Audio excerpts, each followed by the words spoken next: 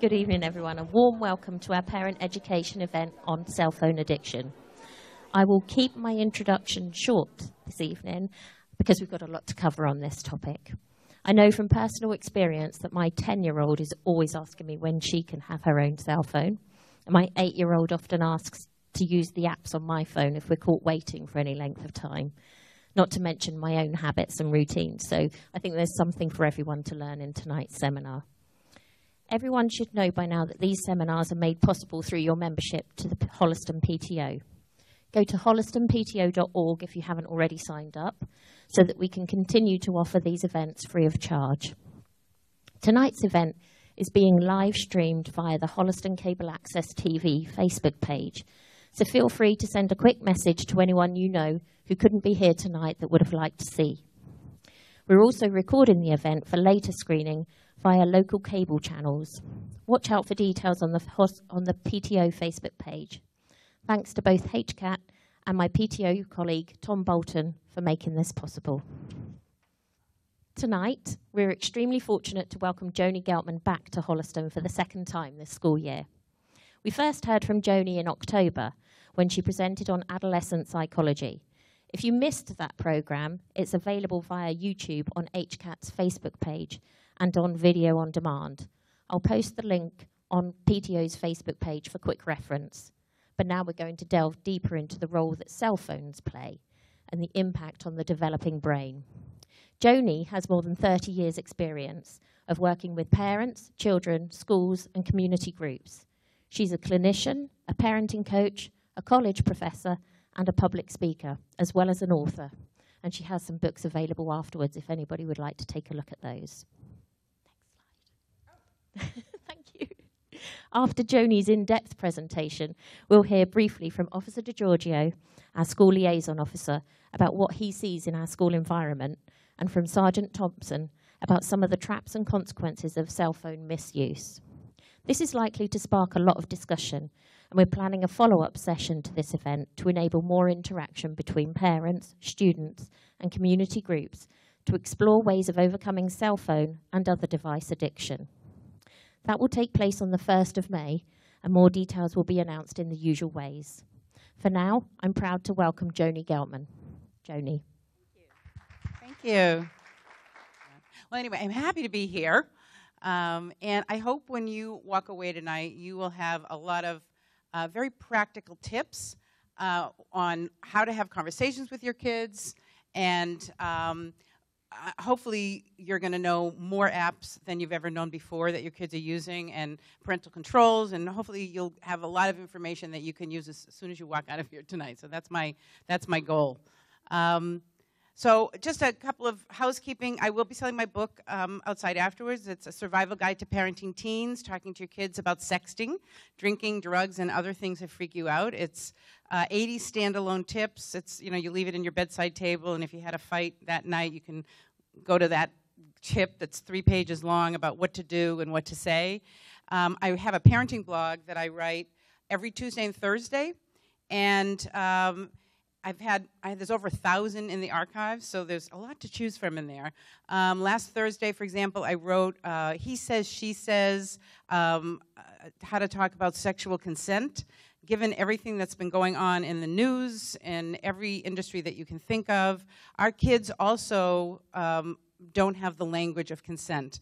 And helping your kids to understand what girls mean when they say certain things and how boys interpret that. So it's for both of you, whether you have a son or a daughter, no matter in their middle school and high school. I think it's a really incredibly important topic that parents have to start talking to their kids about. So that's an example if there's something in the news, or sometimes it's just about how to get them to clean their room. I mean, it's not always heavy duty.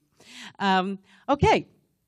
So the first slide, I always like to start because I think I just updated this last week. So these are the latest statistics in terms of how much your kids are texting a month. That's just giant. That's almost doubled. I've had this presentation now for, a while, and it's almost doubled. The girls, 4,000 a month, that's almost doubled what I had in the last slide.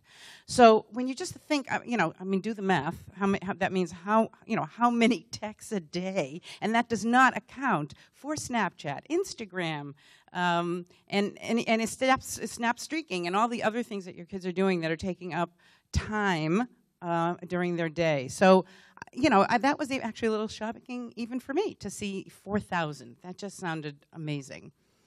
But I think even more amazing is that your kids are spending 7 hours of their waking day on their devices. That's their waking hours, basically, their non-school waking hours. So that means that all of their day is, because they're using their devices in school.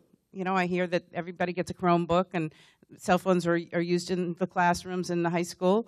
So that means that your kids have availability to their devices, almost 24 hours a day. And that's a scary statistic to me. Okay, so how did we get here? You are the first generation of parents to have your kids be doing something that you yourself did not do as a teenager. So you have experience, dealing with sex, when you were a teenager, and drugs, and maybe, or alcohol, maybe, getting mad at your parents, maybe being rebellious, all the normal things that, we might not like, but that kids have been doing forever. And here is something that has been introduced into our culture, but has not been given to based on the developmental appropriateness of it. Right? So when your kids, when you were young and your parents, you had a television in your house, there were certain shows you couldn't even watch TV that much, maybe an hour a night, and you could watch cartoons on Saturday mornings, but there wasn't even that much to choose. Well, there was a lot to choose from, but your parents probably kept an eye on you, on what you were watching. So they had some control over the kind of content that you were seeing. And these days, you basically have no control, unless you put parental controls, and we'll talk about that later in the presentation, of the information that your kids are getting from the internet, from other kids, from strangers on some of the sites that they're on. So you have, unless you are on it by installing software to take care of some of this, your kids are getting information that you don't even know that they have. And that's important for you to be in control of. So we all jumped in the pool on this. Normally there are transition periods. So for example, when your kids, if any of you have high school kids, and it's time for them to get their licenses, it's not like they wake up at 16 and a half and you give them the keys to the car and they jump in. They have to first take a test on that little blue book, then they have to, do those driving lessons, then they got to sit in the car with you. And then, it takes a long time before they can actually get in the car by themselves and drive the car, because we see the car as as an instrument of responsibility. Well, that didn't happen with technology.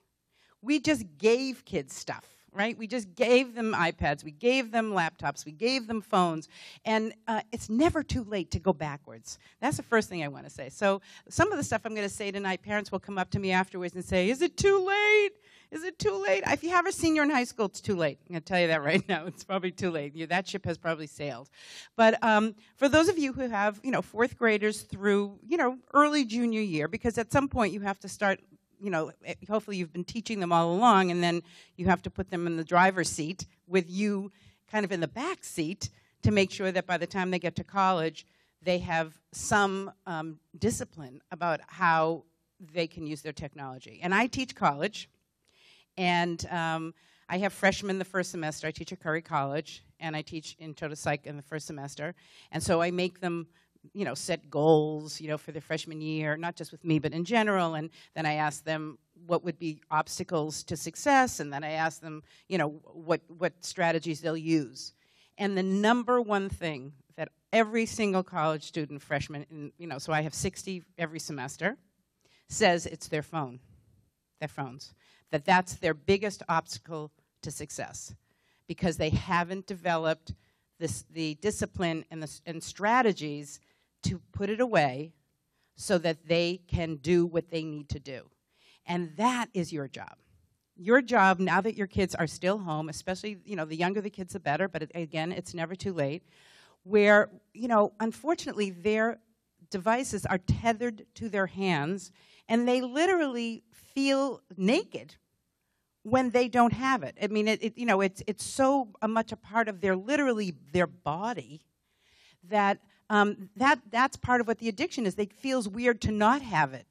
And so one of the things it's important to do is to help your kids be without it sometimes, so that not whether, because they have too much homework, or not because you're just having dinner, but because I want them to learn how to be with themselves. And there's a wonderful article that The Atlantic did, I think it was probably 2 months ago. You can Google it, and it's about adolescence and cell phone addiction. And I see this with my college students, and I do parent coaching, so with the parents that I coach. The number of kids now who are suffering from anxiety and depression has never been higher. And it is, what they're saying, and I see it, a direct correlation to social networking, to the pressure they're feeling, to be a part of it, to keep up with it, to change and adapt their personal identity to what they think other people want them to be. And it is a huge amount of pressure.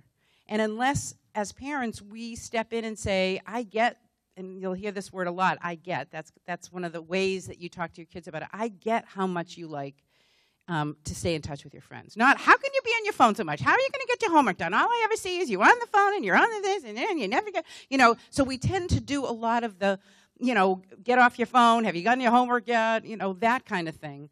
But what we need to do is understand with them how important this is to them. We can't ignore that and pretend it's not important. It is a huge part of their life right now. We just have to acknowledge it and accept it, but we can also set limits on it. And that's what we'll get to talk about later. So I want to talk about specifically adolescents. You use your phone and are motivated to use your phone in a very, very different way than your kids do. And that's the problem with technology, is that the technology inventors weren't thinking developmentally. They weren't thinking, oh, just like I was talking about the cars. We don't let kids drive cars until they're, we feel like they have the ability to attend, to pay it, to have better hand, whatever it is that we feel the maturity level is at 16 and a half. There's been a decision that kids can't drive when they're 12. It's probably a good idea not to have them drive when they're 12. But no one ever thought about that with technology. Nobody said, oh, gee, kids will, kids might end up using the technology in a different way than we do. We do it to keep in touch with friends that we haven't seen, since high school. We use it for work. We use it to post pictures of our families, and what's going on in our lives, not because we need people to tell us how wonderful, although it is nice when you get a like on your picture, but, we're sort of, it's our way, it's just sort of letting people know how you're doing rather than calling them up and say, so what'd you do this weekend? Oh, I can look at a picture and see. It's not about our identity. Okay? We don't need, hopefully, our social networking to make us feel good about ourselves. Hopefully that's all in here. And social networking is just a way of keeping in touch. That is not how kids use social networking. So, first of all, even before I get to what I call the imaginary audience, one of the major tasks of adolescents is developing a personal identity. It is the time of their life, and you did it during your life too. It's like, who am I? What does that really mean? They're trying to figure out who are what do I want to present to the world? What are things that are important to me? What are my values? What are my interests? What kinds of people do I like to be around? And the way you do that is through trial and error. Okay, so you did it when you were in middle school and high school. You used to try on different clothes, or you listened to different music, or you tried out different friends, right? Maybe you had one group of friends in 7th grade, and then you decided you didn't like them, and you found another group of friends in 9th grade, and maybe then again in junior year, you fine-tuned it and found your friends. And so this identity development is a huge part of adolescence, trying out different personas. So there was a show on CNN last year called Being 13. And you can get it on YouTube somewhere. I don't know how many, if you're shaking your head, so you saw it. Did you see it? It's very powerful. And it really illustrates this point. So there were a group of 13-year-olds from all over the country, probably about 400 of them. And they gave permission to the parents, the kids gave permission to CNN, it was Anderson Cooper and some researchers, to grab all of their media posts. Okay, all of their media posts. And you're going, well, how could anyone, why would their kids, they wouldn't even let their parents look on them. They would let CNN and researchers see it? Well, because they were going to be on television. Okay, they were like, oh my God, I'm going to be famous. Okay, so that was what their motivation was. So remember that I want to be famous, okay? That's going to come back again. So then they collated all of the data, and they brought about 30 or 40 of the kids in, and they brought those 30 or 40 kids' parents in. So they had all the kids sitting in the audience, and Anderson Cooper points to one young man who was very well-dressed, articulate young man, and said, so tell me, are you the same person when you're with your friends in person, when you're just hanging out at somebody's house or at school, as when you're online? Is that the same person? Do you talk the same way? Do you say the same kinds of things? Do you look the same? And the young man who's 13 said, oh, absolutely. Oh, yeah, I'm the same person with my friends when we're just hanging. And then they show on the screen all of his, a selection of his text messages. And most of it was redacted, because there was so much profane language in it and sexual content and anger. Oh, so much anger. Anger and sexual provocation. It was, there was just like a word every now and then that stood out because so much of it was blacked out. So here's this poor 13-year-old boy. And then Anderson looks back at him and says, which person are you? Is that the person that you are when you're with your friends? And, and of course the boy was mortified. Because I don't really think that is who he was. That's who he was trying out. That's that trial and error of personal identity. You're not doing that on social networking. You know who you are. You're not proving anything. You're just, you're just engaging with people. But teens don't use social network that way because developmentally, they're in the middle of a huge amount of change. And so part of that change is developing a personal identity. Then the kids left, the parents came in. And of course, he goes right to that kid's parent and said, so what do you think about, how do you think your kid uses social networking? And the father was like, oh, we've had a million conversations. He knows exactly what we think, what we expect of him, the kinds of posts we absolutely will not, he'll take his phone away. He said all the right things, all the right things. And then he puts up on the screen all of the, his son's text messages. This poor man, here he is on national television, was just, as you can imagine, speechless, in tears, just couldn't believe, that this was his son. How could his son do this? And I'm sure that if you, saw a lot of what your kids posted online, you too would be shocked, okay? Because part of what they're doing that you don't do is they're trying out different personas, okay? They're trying to decide, am I the outrageous one? Am I the one that's going to be swearing up and down? Am I going to be the one to be sexy and funny? Am I going to just be the one that's silly? They're trying on these behaviors. And because there's the audience out there is invisible, it gives them license to try out things that they would never do in person. So that is one very important thing and difference in terms of how your kids use social media versus how you use social media. And that goes for video gaming when kids are, when they're live gaming and they're, they have their friends who are kids that they're gaming with. They may behave a very different. I've heard lots of parents will tell me they don't even know who their kid is who's on when they, hear them and read some of their stuff that they're doing when they're gaming versus who that maybe their kids are kind of quiet, shy, reserved, and gaming is where they find their family. And that is, it's not face-to-face. It's, no one actually has ever met them. No one knows what they look like, whether they're, going through puberty and have, tons of acne or whatever their body is going through. They don't have to deal with any of that. They're just who they are in that moment with those people. So there's a lot of reinforcement they get for behaving in certain ways. So there's a lot of stuff that you may never get to see. Okay, so identity development, that's something that's behind social networking. Really important to understand. Then we have something called the imaginary audience. The imaginary audience is that hyper self-consciousness that your teens feel. So when your kids are in elementary school, the way they define themselves is how they measure up to other kids. I'm the fastest, I'm the best speller, I'm the, the best math, I get the best math quiz grades. They like, kids in elementary school love contests, because they can see, I have the most baseball cards. I have, whatever it is. That's how they define themselves. Okay. Then they get into adolescence. Then there's a whole new level of thinking that happens. So it's, how do I see myself? I'm the best, the worst, the funniest, the most outrageous, and here's how other people think of me. So there's this new level. This feels like a vape pen. There's a new level. You kids, some of you must have found those in your kids' drawers. So there's this whole new level of thinking, not just how do I see myself, but how do other people see me? Now, when you were growing up, the only way people saw you was when they saw you. That was all they got. What you see is what you got, okay?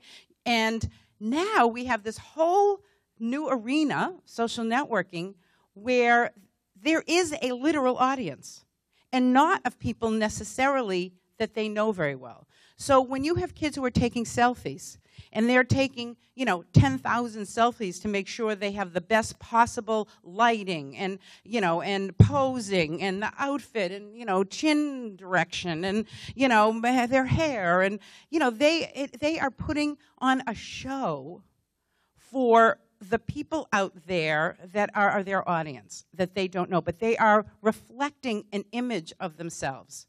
And also, it affects their behavior. So, for example, I worked with a parent once who called me. She had an eighth grade daughter.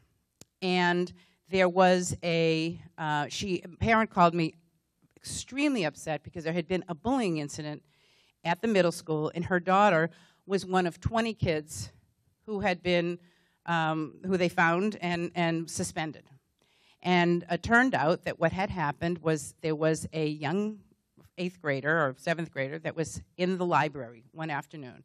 And he was, I think a kid who had maybe some social awkwardness. He was not in the mainstream of kids. Maybe he was a little overweight. There was, I'm sure he was a delightful young man, but that's probably what started this.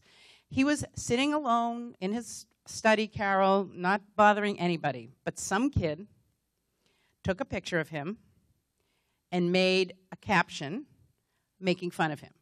This was not even a kid anybody had anything to do with. He was in some ways, it was like an object. He wasn't even seen by this kid as a person. That was the sad part of this, amongst many sad things.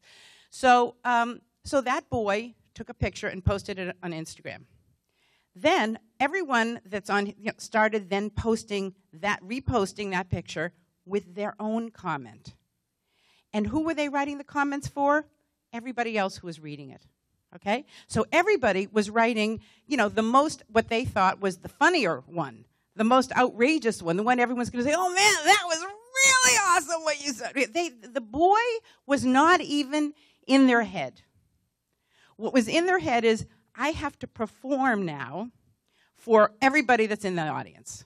Okay, I'm going to be the funniest. And I think we can understand that. I mean, I think sometimes I know I can get caught up in that, on Facebook of, someone's posted something and everyone's sort of making a little quip, but obviously not hopefully being hurtful to other people. But, we like to perform. We all like to do that a little bit, but this is on steroids. This is performance on steroids. So thankfully, a parent who was monitoring their kid's Instagram feed saw this feed and copied it and sent it to the principal. And her kid was one of the kids.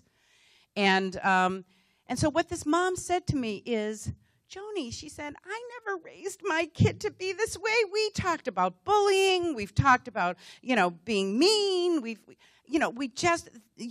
talked about all this. I can't even believe that my daughter would do something like this. And so one of the reasons kids do these things is because this idea of what other people think of them is unbelievably powerful. Okay? It has to, you see this all over adolescence with conformity in how they, clothes they want to buy or jackets they want to wear, a boy's not wearing pants in the winter, I don't know, whatever they do, just conform. We all, in adolescence sort of suffer from conformity because it's a way of at least saying, oh, at least I have the same backpack as everybody else. Maybe at least that's one less thing someone's going to look at me. I mean, this imaginary audience pervades every part of their life. Now, it is a moment in time, okay? It is a moment in time. This is this term, the imaginary audience and personal fable are terms from David Elkind, who was a professor at Tufts, and he wrote a book called All Grown Up and No Place to Go, and these are his terms, and I share them with you. So this imaginary audience and wanting to have other people think something about you is in the driver's street for pretty much everything that your kid does online. Their Instagram posts, their Snapchats, their Snap stories, their Snap streaks. And we'll talk about Snap streaking in a sec. Everybody know what that is? So, that's the kind of thing. It's like, well, if I don't keep up 400 Snap streaks, everyone's going to think I'm a loser. So what I want you to hear is that everyone's going to think I'm a something. If I don't, post, everyone's going to think this. If I'm not on a group text that everybody else is in, then everyone's going to think something about me. Or when something does happen that's bad on a group text. I had a parent, where kids get excluded, or maybe they found out there was a sleepover that they weren't invited to, and how did they find out? Because all the pictures are posted on Instagram, and it's obvious that they weren't there. And so then everybody who doesn't see them will say, oh my God, and your kid is sitting and going, oh my God, I'm such a loser. Everyone sees that I wasn't invited to that party or something. It's everything about their life is completely public. That is very different from the way you use your online life. If you see, a wedding picture and you weren't invited, you're not going to go to your room and cry about it. You might say, hey, I didn't get invited, but you'll be over it in a second. But for your kids, everything they see online that they're either engaged with or not engaged with impacts how they feel about themselves. And here's where all the anxiety comes in and depression comes in about social networking, because it feels really bad to be excluded. It feels really bad to be betrayed, and a lot of kids are betrayed on social networking. So here's a story. I had a parent call me who had, this was a middle school boy. So hopefully you'll follow me on this story. So her son, 13, 14, 8th grade. This is her son, okay? He has a best friend. This is the best friend right here, okay? So this guy is Tom, this guy is Dick. We'll do Tom, Dick, and Harry. Dick, his best friend, has a crush on this girl right here, okay? Has a crush on this adorable girl right here, okay? Now, this girl over here likes Tom, doesn't like Dick. He likes Tom. Tom could care less about you. He's not really that into girls yet. But Dick knows that this young lady likes his friend, and he wants to get him out of the picture. He feels like if he can get Tom out of the picture, maybe this girl will want to be friends. Everybody following me so far? Okay, good. Okay, so what happens is Dick decides to post on Instagram that Tom is gay. Okay? Tom is not gay, but even if it doesn't matter whether he is or he isn't. This isn't about a sexuality issue. This is, this boy, Dick, wants to get, Tom out of the way so that the girl will pay attention to him. Well, then what happened? Same thing that happened with that story I just told you. A bunch of people jump on the bandwagon, Tom's gay bandwagon. So here is Tom. He doesn't even like the girl, and now everybody's calling him gay.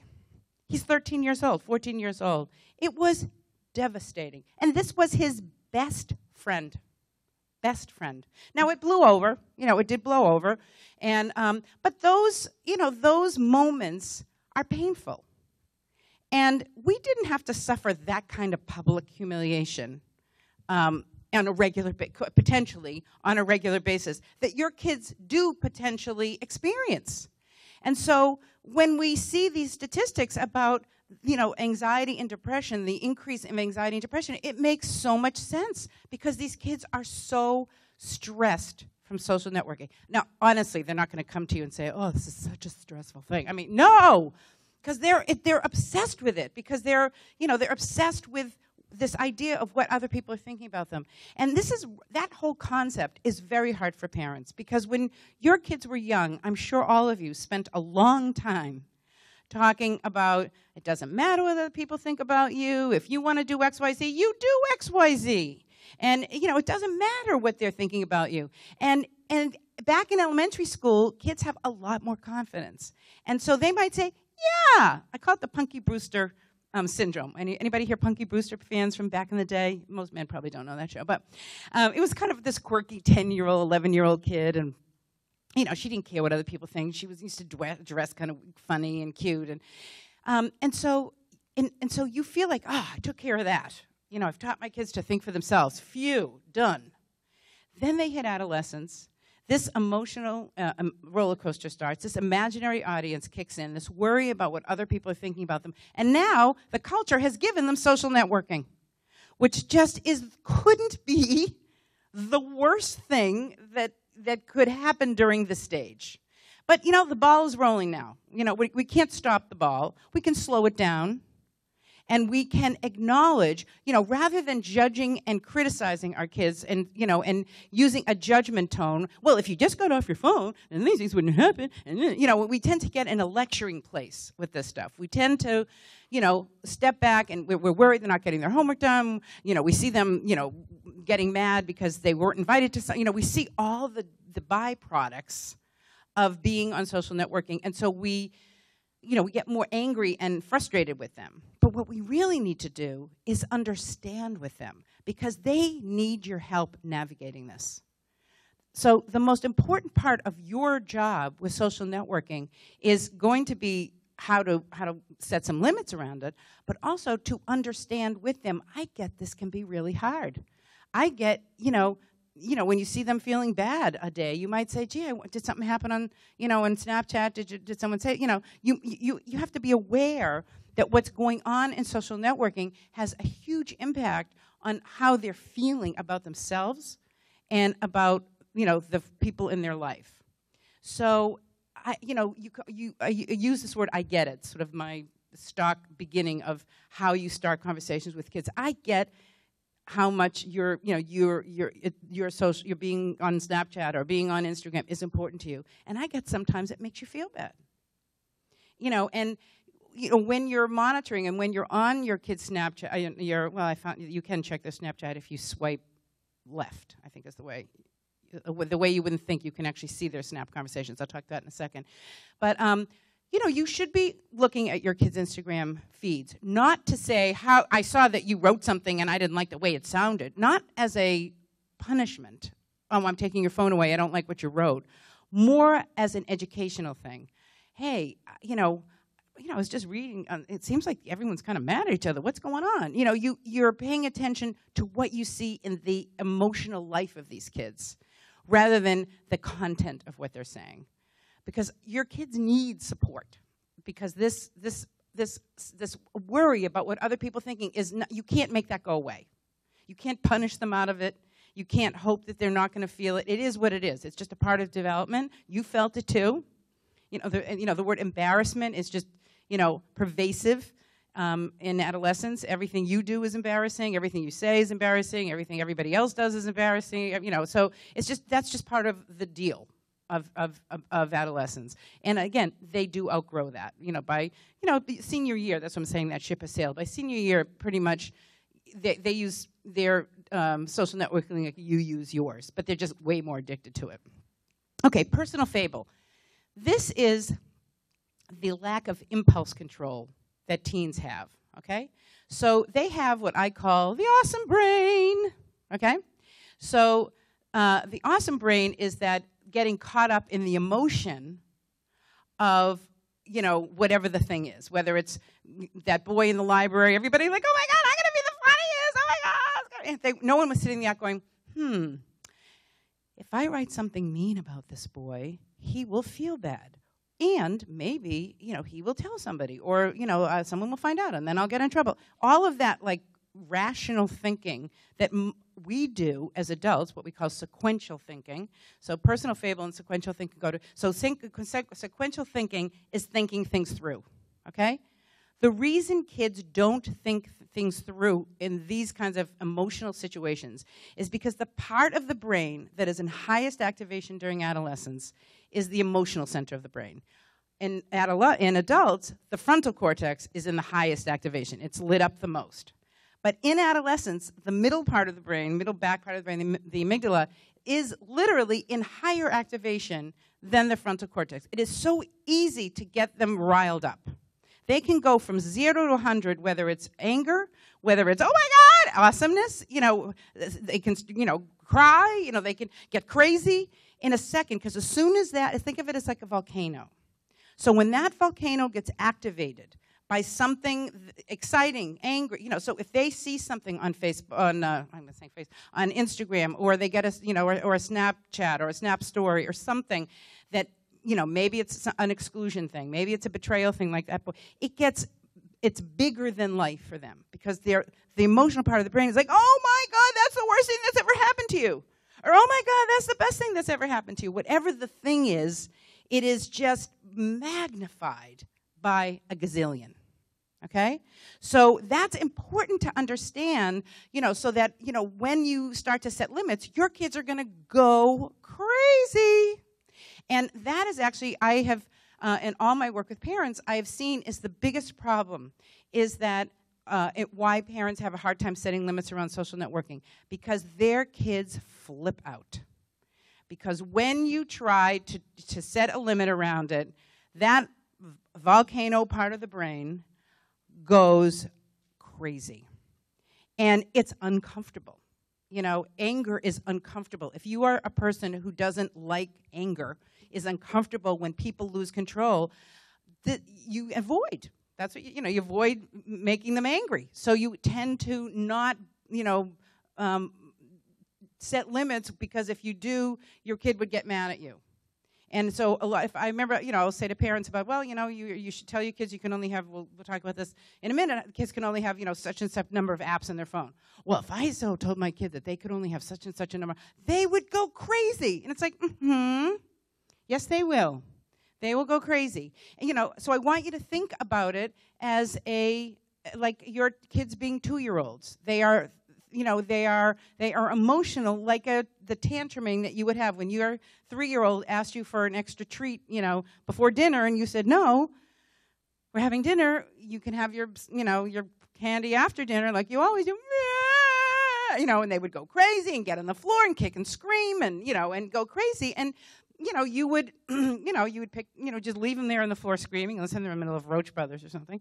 And you would but it was a baby, and, you could deal with it. But your teens are going to get angry with you.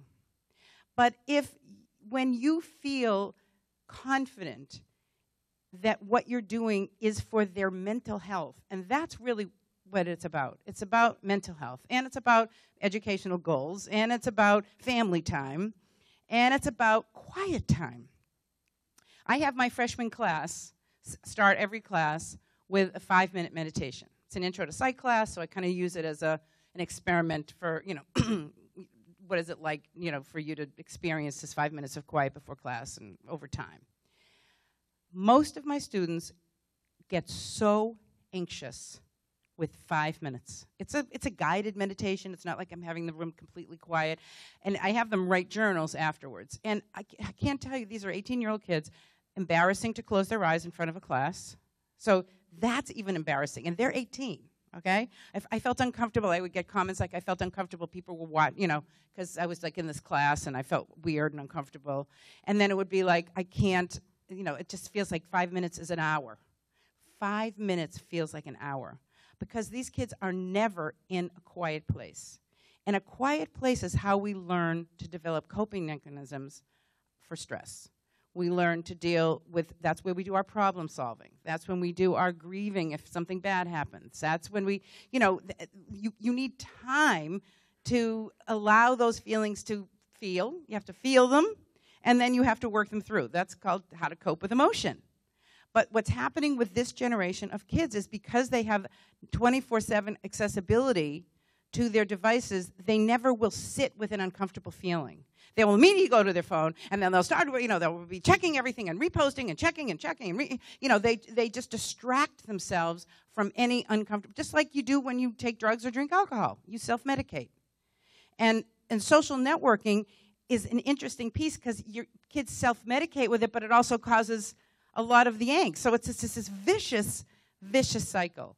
And so it's just really important to understand what's behind their wanting and needing so much of social networking, because it's not the same way you see it and the same way it affects you. So it has to do with worrying about developing a personal identity, worrying about what other people are thinking about you, and making sure that you're presenting to the world what you think they want you to be. You don't have good impulse control. You have this brain, this emotional center of your brain that goes, oh my God, and will write things that maybe aren't really. When I looked at that boy who wrote such, really profane things on his text messages and pictures and all that stuff, that's a lack of impulse control. So when kids do send, sexy posts, or they do use very colorful language, sexual language to each other, they're not thinking about the consequences of what that would mean. So I don't know whether doesn't sound like this has happened in this town yet, but I've worked with, lots of towns. Well, here's an example.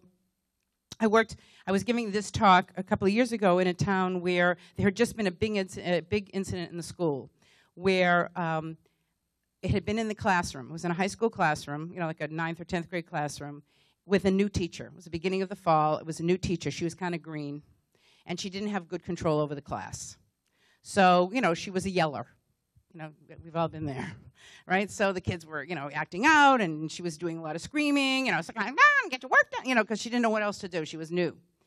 And the kids kind of, there's nothing worse than the power dynamic being reversed. And the kids, it was the kids running the room.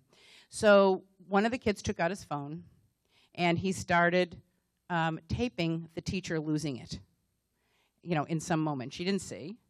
And then he sent it to somebody. And again, had he been thoughtful about this, he might have said, A, that's not nice to do that. This poor woman is, new, and she's like, obviously that's not going to happen. Then he sends it to his, to some other person in the class, and then it gets sent around basically the whole entire school until some parent who checks their kid's post saw it, and it got reported, and the police came, the phones were confiscated, the kids were suspended. It was big, because it's against the law to video or audio tape without somebody's knowledge. Your kids probably don't know that, and I think they'll talk about that later. So what happened here? No impulse control. It was like, oh my God, this is going to be so funny. This teacher's, they're just acting. So what you need to say to your kids, I get you're going to be in a situation where, someone's asking you, you see a bunch of posts and you kind of just join in. I get it. That feels like fun. But here's what really can happen. Let's think of what you can do. So you have to give your kids strategies. You have to acknowledge that they might be in a situation where there may be bullying going on, where there may be exclusion going on. There may be, stories going around. Somebody, all these group texts where stories are told about people, and they can get pretty mean. And so what you can say is, I get this can happen. Not, you better not, I've taught you better, you shouldn't be treating people this way. That kind of conversation will shut it off.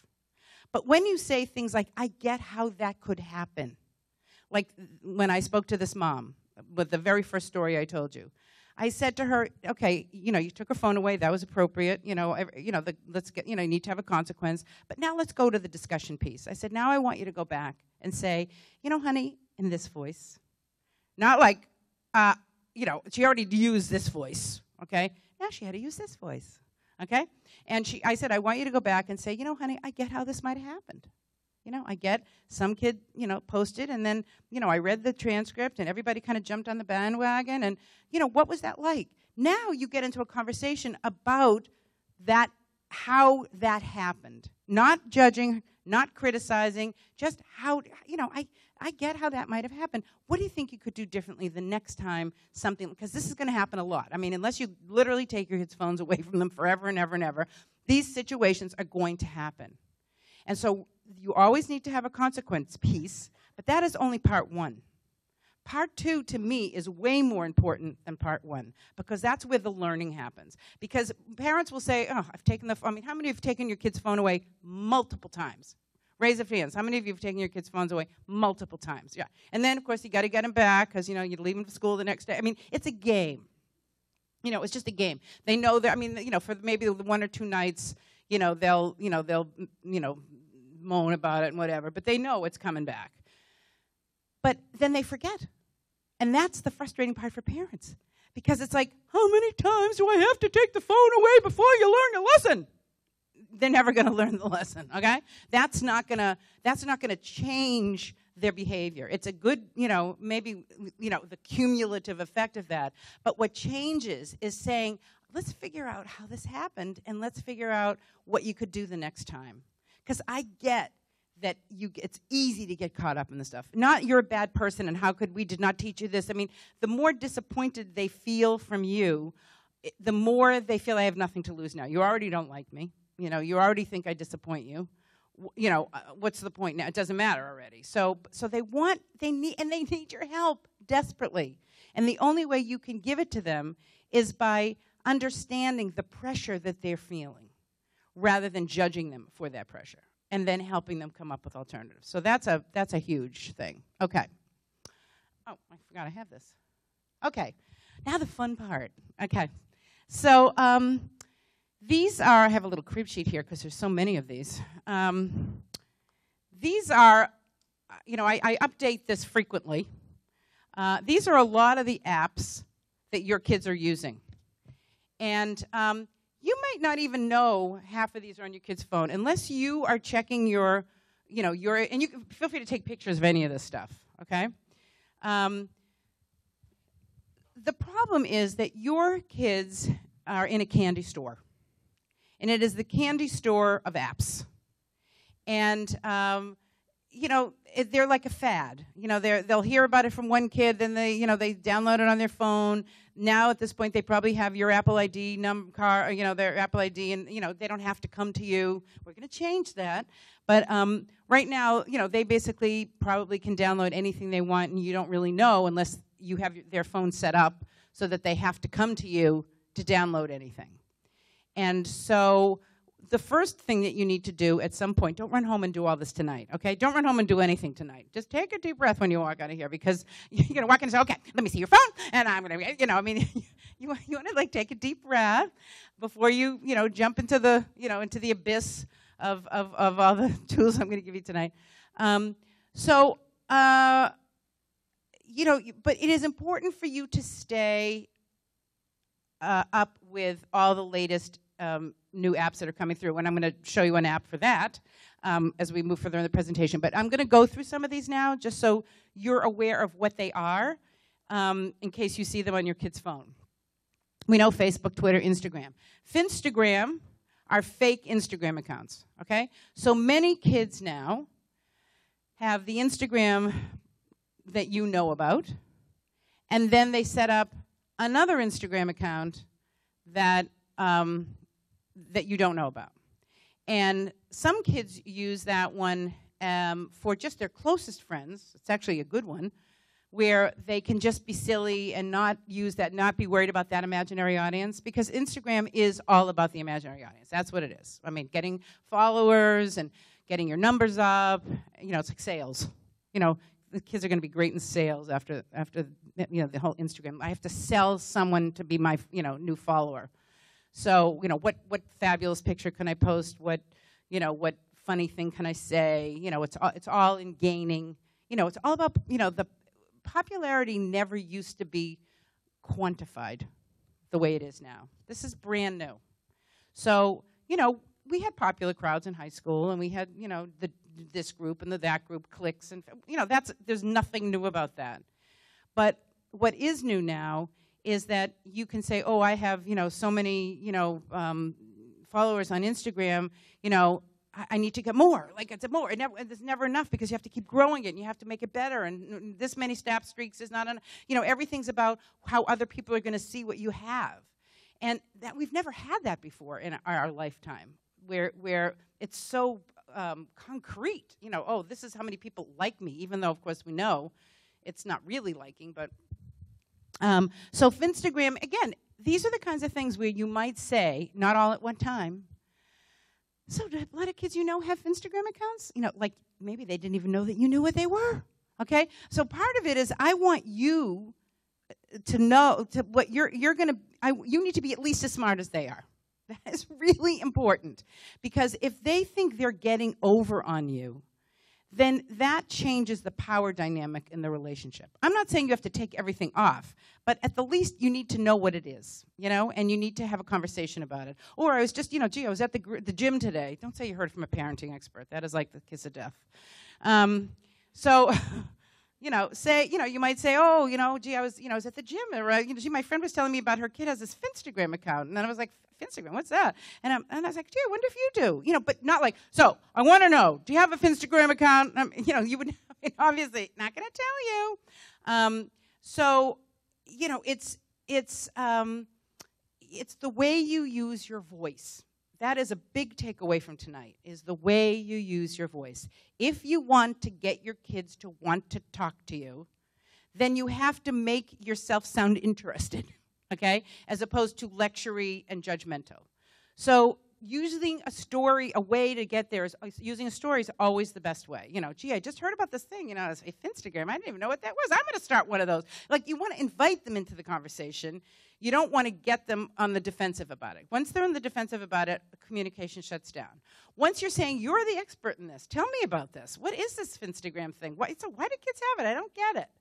Like, oh, God, it's enough for me to keep one Instagram going. Then I got two going? I don't get it. And then when they feel like in your voice you're saying, I'm really interested in this, they might actually tell you. Your kids will tell you more than you think they'll tell you, because you haven't done it in a voice that makes it seem like you really are interested in general, not just because you want to find out to see if you should punish them or not. Okay? I mean, they're seeing everything in terms of judging, and I want you to do it more as just teach me. I'm interested in this. I don't get what that is. Okay, so that's Finstagram.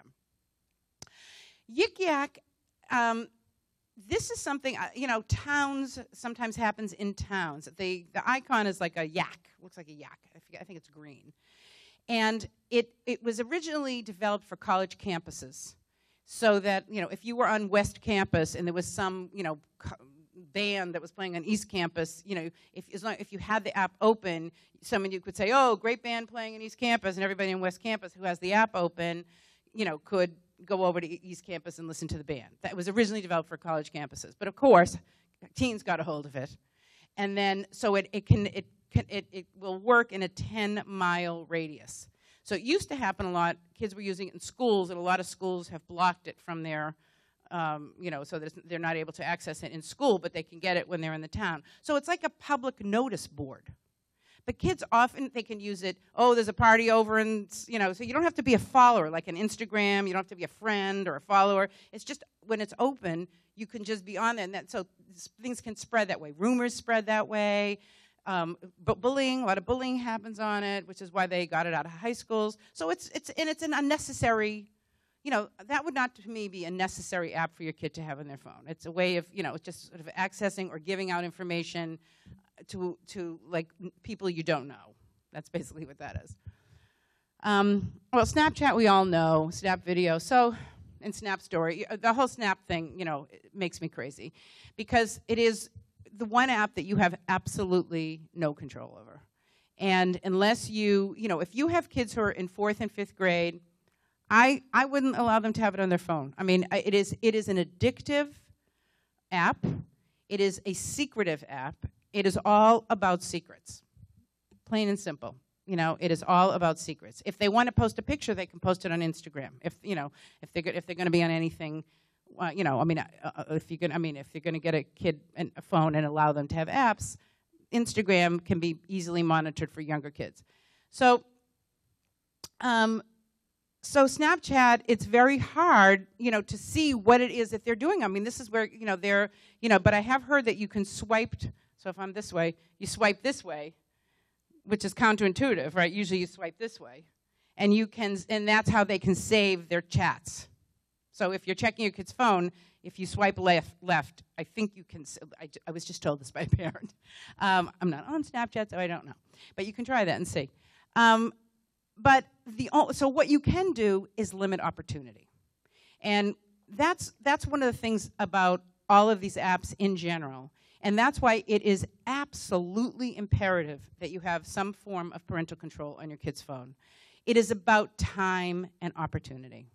So you can say, I get Snapchat is important to you, and you can use it an hour a day. And on most of these new, I mean, parental controls have come a long way. And I have a whole list of them that's coming up in another slide. And so you can take a picture of it, and there's a whole bunch of them, and they all pretty much do the same thing, which is that you put it on your computer, you download, you know, it's a software, and you can, you know, you plug your kid's phone in there, and if you have multiple kids, you'll have to do multiple phones, and also this is about iPads and laptops and phones. I mean, if you have multiple, your kids have 3 devices, you have to put all, you know, because they can do everything on everything. But most of these, so you can say, you know, I don't want you Snapchatting 12 hours a day. I don't want you doing that. It's not healthy. It is addictive. And I, as a parent, just like I wouldn't let you eat all your Halloween candy on the night of Halloween, we portioned it out, a couple of pieces a night. You know, how much time do you think you need to be on Snapchat a day? Now, your kids have no idea how much time they spend on their phones. None. So if you ever, when you go home, one of the things you can go home and say, you know what I found out? I found out that girls have 4,000 texts a month. Your kids will, no way. And boys, 3,300. I mean, you know, they're not going to, it's all magical to them. They have no sense of how much they are really on their phones. And so when you can say, you know what, I get Snapchat's important to you, and it's going to shut off after 60 minutes. You can portion it out however you want. If you want to make sure you check in with friends at the end of the night, then maybe only use it, you know, it teaches them time management skills, you know, because it's going to just shut off, and they're going to start to learn, oh, you know, if I use it all right after school, then it's going to come out, you know, before I go to bed, I'm not going to know what's going on. So it does, you know, there's some skill building there. I can make that positive. But that's, you know, I don't know any parent that forbids, I mean, I wish they did, but because Snapchat seems to be the #1 way that your kids are communicating with each other besides text message. Snap streaking, oh my God. So for those of you who don't know what snap streaking is, your kids, with kids who, you know, who are their friends, they start these streaks, which means I send you a snap, you have to send me a snap back. Okay, it doesn't, and it might just be, I mean, it's not like they spend a lot of time writing the snap, it's just that there has to be some letters on the snap. And what happens, though, is that kids may have 40 streaks going, 60 streaks going at one time, which means all of those kids are, so this is in addition to the other Snapchats that they're getting about with content, okay? This is just for the purpose of keeping it's a game, of keeping a streak going. And I've had parents this summer, I cannot tell you how many parents I had. I had, you know, a couple of parents whose kids actually paid, they were going to like a summer program, and they paid other kids, gave them their phone, gave them their password or their whatever to get into their Snapchat, and they then, so their summer job was keeping up with other kids' snap streaks, okay? Now, I asked my college students about it, and I said, oh, you guys are done with that, right? No. Every kid in the class is still streaking. And these are like freshmen, sophomore in college. It's, you know, I think it just becomes like, and that in and of itself is an addiction. And so, again, time and opportunity. If they have all day to do it, they will continue. And that's where all the anxiety is coming in. I mean, just imagine, that is a lot to keep up with. And I say to the guy, why do you do it? I really don't understand that one at all. He just said it's fun. He just said, it's fun. That's what he said. It's just, another way to distract, to entertain, to just keep your mind occupied with anything except whatever it is that you need to occupy your time with. So you're doing homework, you're snap streaking, unless you've used up your snap streak time. So, but again, if you limit the amount of time that they can be on Snapchat, then that's the amount of time they have to do what they have to do. And I want to say that I have had parents do this time limit stuff, a lot. And what they say is in the beginning, their kids, total tantrums for like a month. It takes, any change that you make takes about a month to integrate, okay? But their kids have come back to them and said how relieved they were. It is a lot of pressure to keep all this stuff going. The Snapchats, the Snap Streaks, the texting, the Instagram. It's exhausting, emotionally exhausting. And they don't know that until then when they don't have it anymore. In the beginning, it's like withdrawal. But then when they feel like, then all of a sudden parents are like, oh, we're like watching TV together. They're out of their rooms. It becomes this natural progression of, oh, they feel part of the family again, like someone who's getting off of drugs, And so it is important, and even though you will go through some pain, I'm not going to sugarcoat this for you. If you haven't done this yet, and it's going to be a change in the way you do business, it's not going to be fun. It's not going to be fun. But you do have something to look forward to on the other side. Because they will start to say, well, I don't feel so anxious. I'm sleeping better. We have kids with unbelievable sleep issues. I've never seen this before. I've been doing this for 40, Anne said 30 years, really 40 years. I'm very old. I've been doing this a long time. I've seen generations. I'm on my third generations of teens now. I've lived through it. I've worked with three, I have the kids that I started working with are, your age. So, I've seen and been through a lot with each generation, and each generation has their things that are going on with it. But I've never seen in my 40 years what's going on now. It's that scary. It really is that scary. And, it means that it's uncomfortable for parents and so much work. Because if you have more than one child, this is a lot to be on top of. I get it. And you're working, and maybe you have an elderly parent you're dealing with, and this is not easy, but it's important. It's important work. Chat Roulette and Omegle. Kids use these, especially girls. These are apps, but also they're websites. So these are live streaming videos. Not like YouTube or, not live streaming, meaning, so you go on Chat Roulette, you go on Omegle, and you say, 16-year-old teenage boy. So this is how I originally found out about this a bunch of years ago. I had a parent call me. Her daughter was having a sleepover. And there were about, 5 or 6 girls down in the basement, and this was like 8 o'clock at night. So, everyone was up. The kids were down in the basement. And she heard, like, uproarious laughter. And she was like, what? I want to see what they're doing. It sounds like so much, she was more like, not like, what are they doing? But she was like, oh, I want to see what they're doing. So she goes down, and there they are, all crowded around, I think it was a laptop, with a 16-year-old boy masturbating in person live. Hi, there, masturbating, yeah. And they're talking to him. They're having a conversation. It's a live video. It's like a live sex show. And these girls are like, and the mom says, and I hear them saying, the boys saying, where do you guys live? Yeah, where do you live? So, obviously just not safe, okay? Just not safe. And it's the reason kids are doing it's like titillating, right? I've had parents call me. I had a woman call me whose son was 19, and he actually met a girl, like, who lived in, like, Oklahoma somewhere, like, and, he was going to leave town to go find her. And they were, engaging in sex through this live video. They're on each other. Not each other, by themselves. But, it is, you don't know who these kids are. So, again, you have to be aware of these. It may not be an app, but it is a website. So you need to talk to your kids about this stuff. Hey, have you ever heard of this site, Omega? Oh, my God, I heard about this. It's like Lives.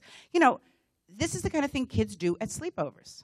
They think it's fun. And because that awesome brain is like, oh, my God, and then they're talking to somebody live in person, they're not thinking, oh, I'm not supposed to give my name. I'm not supposed to give my location. They're not thinking that. They're just like, oh, my God, this is like so funny. This is going to make the greatest story, story value. Story value. But then some kids may also be using it for other reasons. Ask FM. This, I'm sure everybody has heard about this. This is an app. It is it's one of these, you can put up a profile, and people can then go on and write things about you but that you don't know who, but they're anonymous. It's been it's an app for, basically, teens use it for bullying. And I had this last year. I had a parent who he saw that his daughter had Ask FM on her phone. She was in 8th grade, and he made her delete it. But of course, unless you take away the ability to reinstall apps, the kid, was going to reinstall it, which is exactly what happened. So the father watches her delete it, and then he suspects that she put it back on. So he decides to post on it during the day at school to test. And he goes on Ask FM, and there she didn't even change her name. She used the same. She just went back again. That awesome, that emotion. Oh my God, I'm gonna go put it back on again. I'm gonna use my same name. Like he won't figure it out. They don't think that through. So it was a good thing because he could catch her. So he decides he's gonna post. He goes on Ask FM. Sure enough, there's her name. So she's got her profile. So you could, I could go on tonight and put Joani Geltman, and then you could go home tonight and write, oh, that was the worst speaker I ever saw. But I wouldn't know who you were. Like, that's how it works. So he goes on as an anonymous person and said, hey, you're cute. He wants to see if during the day at school. So she responds, thanks. So she's using her phone in school, which she's not supposed to do. And then he says, where are you? And she tells him, oh, which school is that? So she starts giving out all this information to her dad, but she doesn't know that. And then he said, are you on Instagram? And she said, yeah. And he said, well, I am awesome at editing photos. It's a total stranger from her perspective. If you give me your password to Instagram, I will go in and I will make all your photos awesome. Oh my God! So what does she do? She gives him, her dad, unbeknownst, her password to Instagram, okay? And, well, as you can imagine, the dad just completely flipped out. And when the daughter came home and he confronted her, I was expecting tears. I was expecting shame. I was expecting, oh, Dad, chill. What's the big deal? So part of it is that your kids don't even, they're so immune now, they don't even get what it is that they're not supposed to be doing, okay? That's why it's so important to be up on all of these apps so that you can keep the conversation going. You can say, tell me about this, or I heard about this. What is this anyway? Again, tone of voice, interest in actually what you're asking to talk about. Kik, a lot of kids have Kik. It is connected to Instagram, and you will see it under your kid's Instagram profile name. You'll see, it'll say "Kik me" on it, and there's a little icon. So what happens with this is very dangerous to have kids have Kik on their, so that's attached to their Instagram. So let's say Anne and I go to camp together. Okay, we go to summer camp, and Anne lives in Philadelphia. I live here. So Anne, goes back and, I post on Instagram, and she has her followers too, and I post camp pictures, and I tag her in the picture, okay? So maybe Anne has this guy who she's friends with from school, sees my picture because I tagged Anne in. So some strange boy who doesn't know me, and maybe her friend lives in Alaska. And he can now find me because I am on KIK. So then he can then start to private message me through because my information is on this KI.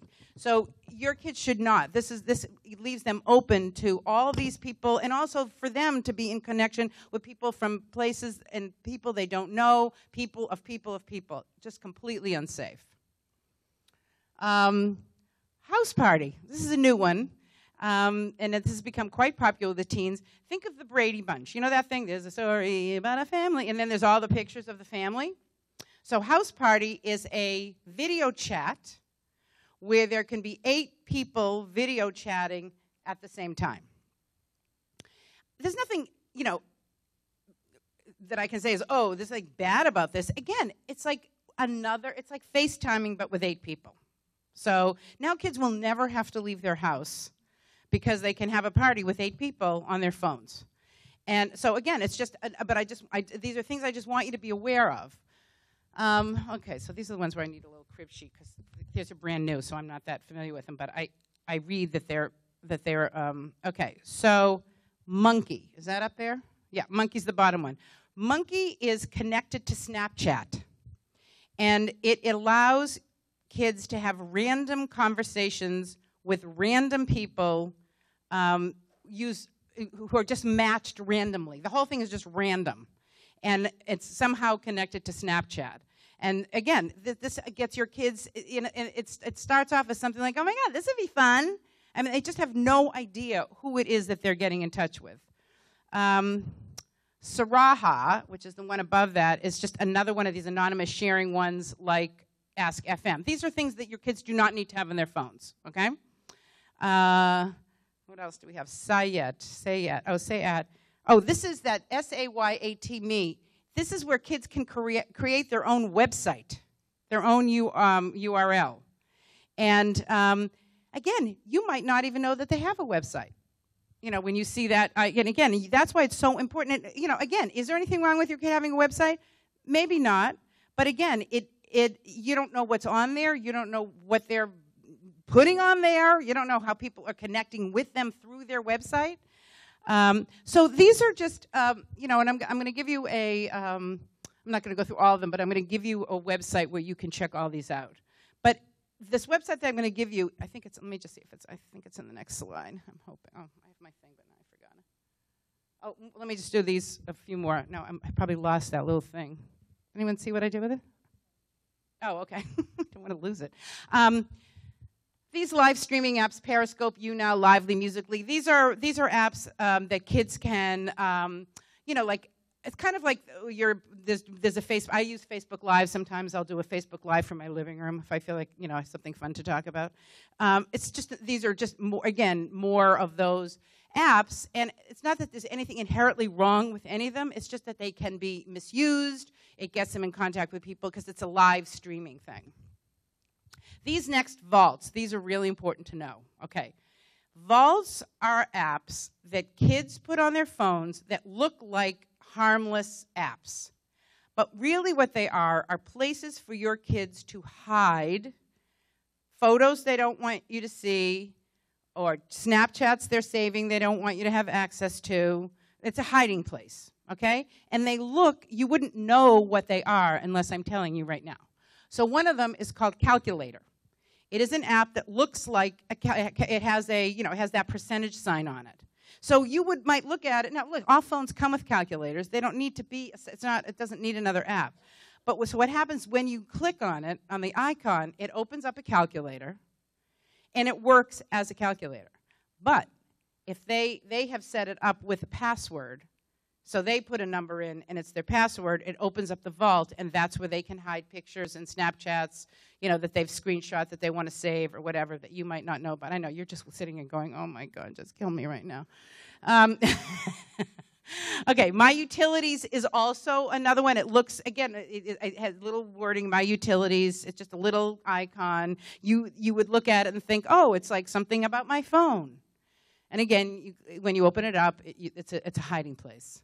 Audio Manager looks like it's a music saving or music sharing app. It is also a hiding place. These are just things you need to be aware of.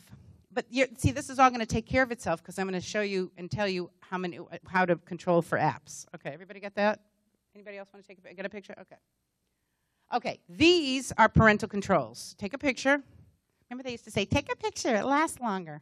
Remember that? So these are just, I don't have a preference. I don't even know. I mean, I don't know anything specifically except for Disney Circle. I've heard from parents is really good. What you're looking for in a parental control is the ability to inhibit your kids from just downloading anything they want on their phone. This includes games. There should not be Netflix on your kid's phone or Hulu on your kid's phone or iPad.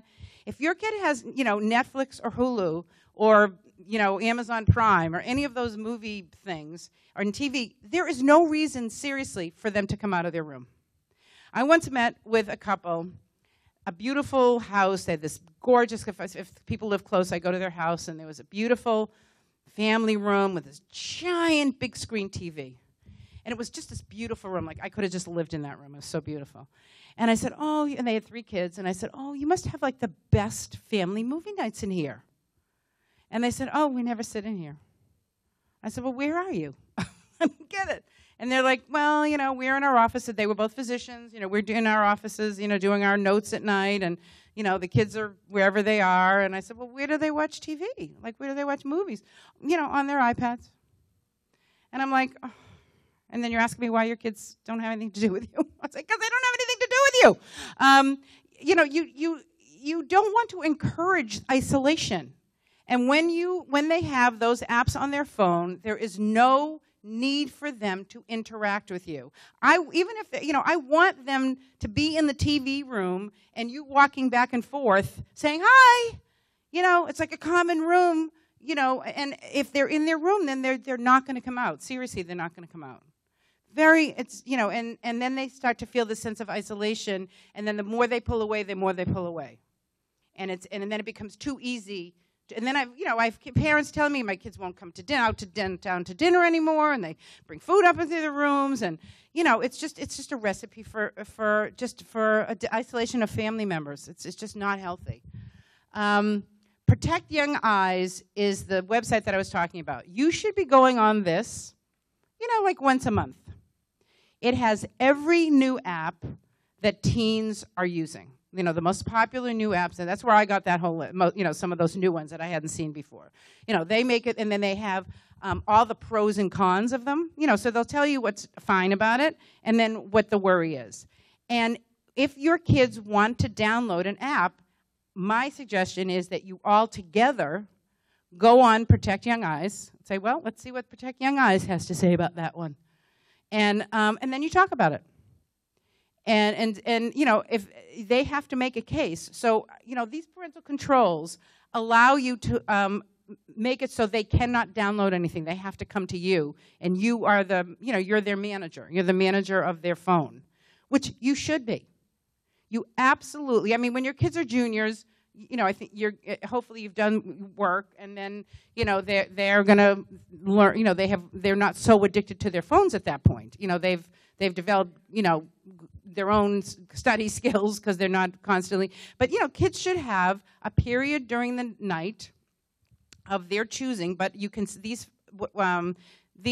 parental controls allow you to set your kid's phone, iPad, laptop like a DVR. So it can be off between.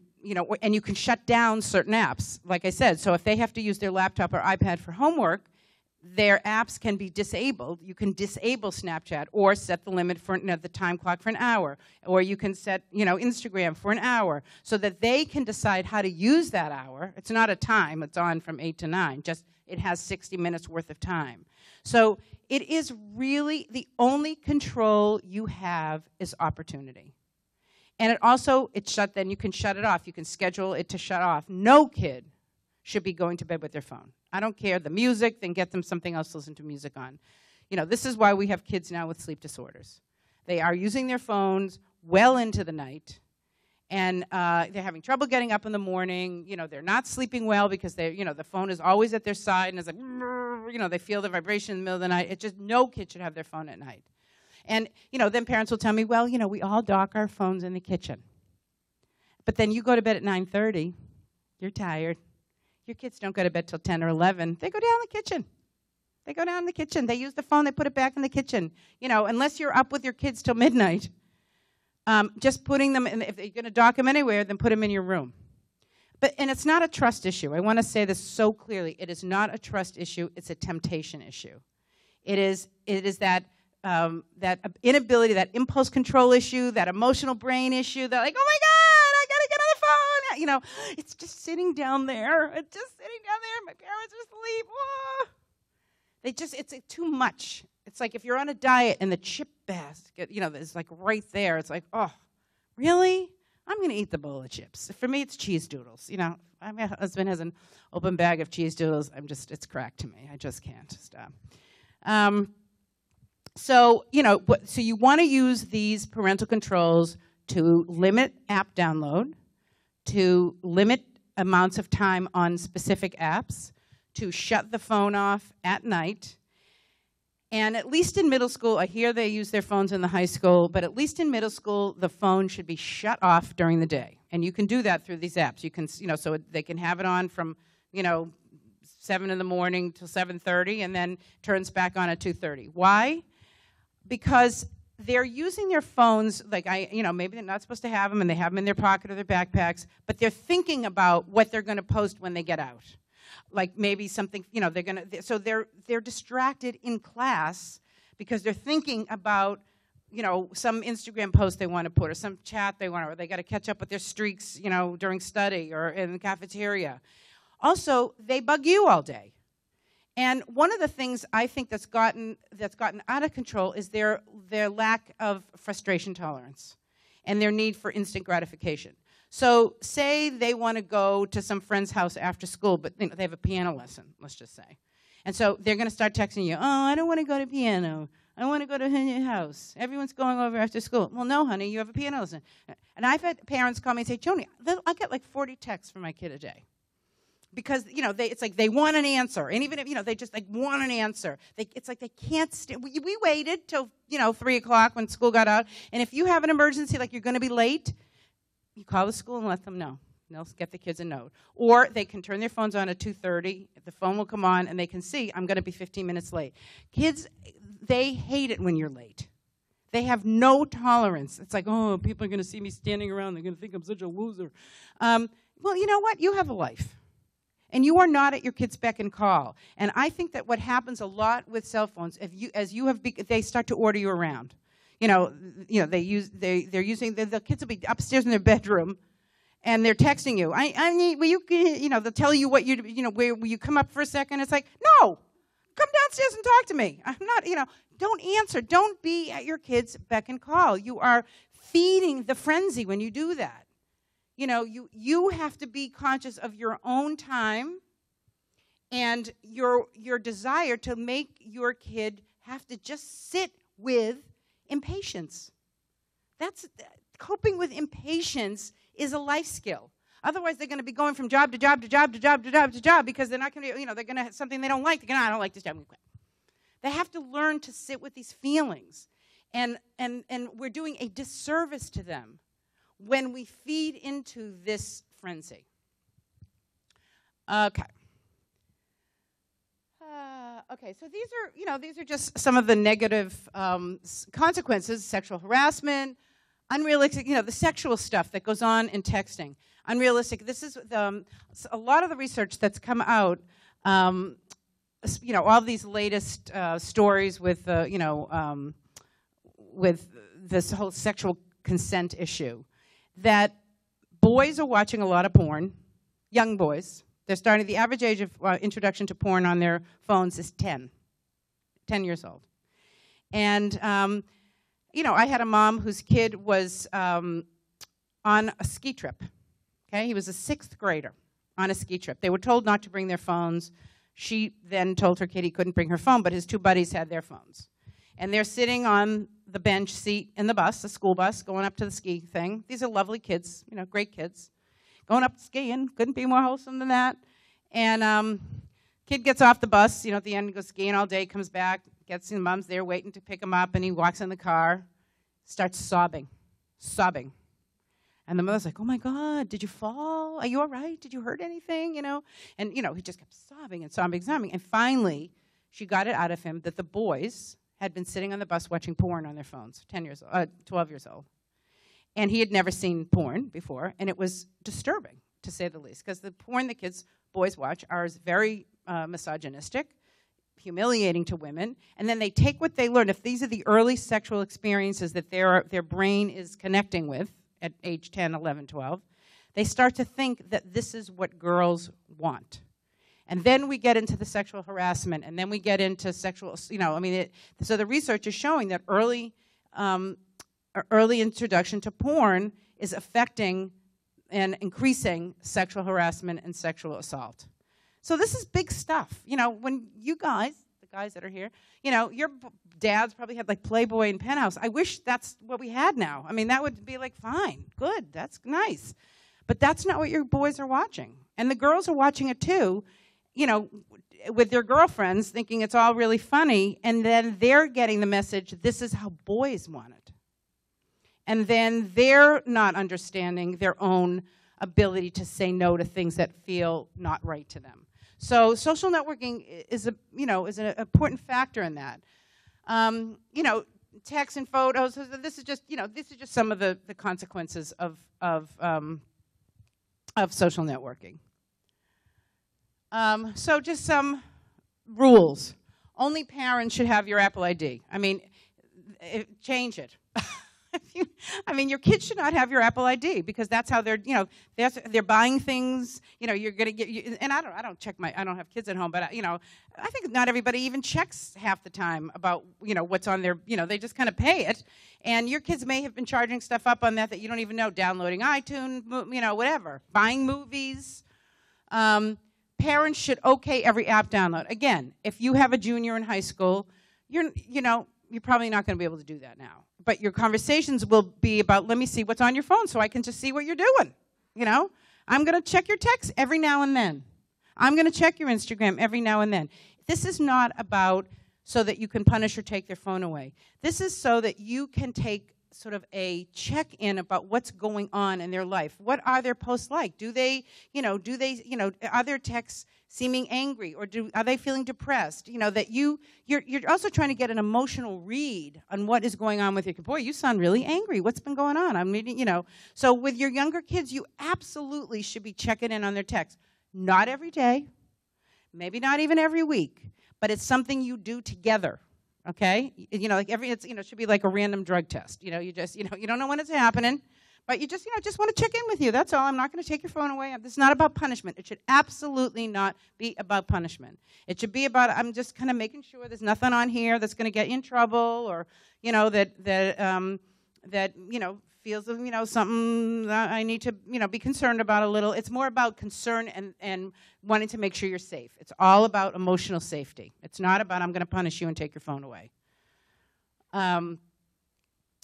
People should add your teen's phone to your iCloud account. That gives you access also to and see what they're doing on their phone and what they're downloading. I think that all kids should have some kind of a break, you know, during the day, at night. And it's not a homework issue. This has to do with just being issue. That they don't, and they will not get it. Okay? What they will say is, I don't have any homework. They're going to attach it to homework. Don't attach it to homework. This should be in the summer too. I don't want your kids to have all day, all night access to what we know is highly addictive. It literally lights up the same part of the brain that crack does. It lights up every time you get a text message, you get a dopamine release, which is a neurotransmitter chemical from your brain, which is, what happens when you do drugs. Eventually, you can't create your own dopamine because it can only happen from a drug. And so that's what's happening, is that kids are only getting the pleasure feelings from their phones. And they forget what it's like to just feel good on your own. And that is not good. That is not good. That is not emotionally healthy. You should absolutely have your teen's password. And kids will play a lot of games with this. And this is, to me, a deal breaker. Every now and then, take your kid's phone. I want to make sure your password's the same. If they have changed it on you, then to me, that's a phone violation, and the phone gets taken away for, a couple of days. You need to have, it is a safety issue to have your kid's password. If you suspect something's going on, whether you're seeing some signs of depression, or you're seeing maybe you're worried about some drug use, maybe they're selling and you don't know, or they're using it and you don't know, and they're making plans to buy, or whatever. And if you're feeling something in your gut that something's not right, something's probably not right, and the phone is a way for you to check in with that. And it's again, emotional safety. And if your kids won't give it to you, then you don't give them a phone. It's as simple as that. And their kids will be a little gamey with this. And I think, yeah. Oh, so no cell phones, laptops to bed. For those of you who have high school kids, if they're trying to get an internship or a summer job, a lot of companies now, colleges will go on your kids' Instagram. They'll just follow your kids on Instagram. Your kids will say yes to anybody. They have no, it's not like, oh, who are you? Maybe I should, So people who are, who hire interns, who are college admissions people, jobs, people will go on there, and if they start to see things on there that makes it like, I don't think I want this kid working for me. Maybe they posted a picture of them drinking at a party, or they're using a lot of swears, or they've posted very sexually provocative pictures. Who knows? But so if you have kids in high school who are starting summer job, college, all that, you should do a sweep, with them. I mean, they should, does this seem right to you? Does this seem appropriate? Would you want someone else, if someone else saw that and was trying to evaluate whether you would be good for a job or a company or an internship, would you want that on your, so that's a college admissions for sure. We talked about this earlier, helping with situations they don't know how to handle. Acknowledging you are going to be in situations where someone's going to ask you to take a nude picture. Some girl might offer you a nude picture. You might be using offensive language. You might be saying something racist or harassing in some way. You might be in a position where you don't know what to do. Let's try to figure out what, and then by being on their Instagram feed with them, even though it might not be your kid, you might see what's going on, and you can say, gee, so what would, I see you didn't post on that, but that might happen sometime. You use it as an educational tool, not, I don't like that post, take it down. It's not really about that. It's about using it as a way to communicate. Okay. And this is the final slide that my fantasy is that you will take a picture of this, you will print it out, and you will put it on the refrigerator in your kitchen. You will put it in their bedroom, okay? And this is part of the responsibility of having a phone, because you can't say these things 24 hours a day, but you want the messages to be getting into your kid's brain. Can this post be misinterpreted by anybody? Does this post intentionally hurt somebody's feelings? Does this post give out too much information? Can any photos or videos posted of me come back and shoot me in the foot? And if they say to you, I don't want that in my room, you say, well, that's part of the responsibility of having a phone.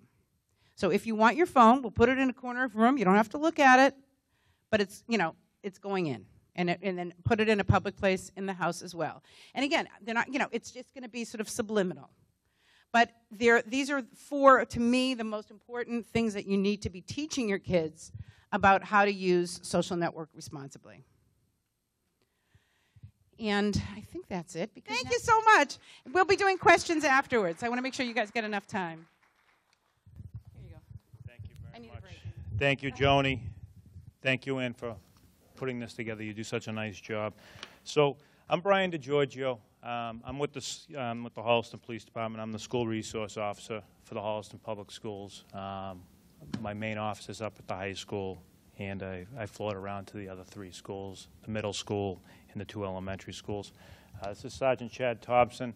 He also works with me in cases where we might have a case where a juvenile might have texted or been involved in a social media platform, might step it up a notch where it requires a preservation letter and a summons to find out the IP address and the user of that account. So he handles mostly the cybercrime end of it, and Chad and I have worked together on a few cases within our schools.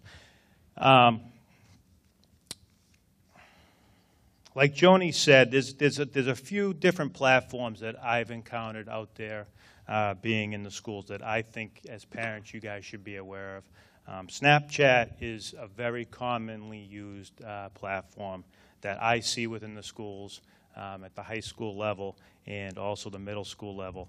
I don't want to reiterate what you've said, but a lot of this particular platform, a lot of the students are posting nude, and it's girls or boys, and they're Snapchatting these messages out, and a lot of times these captions can be screenshot, okay?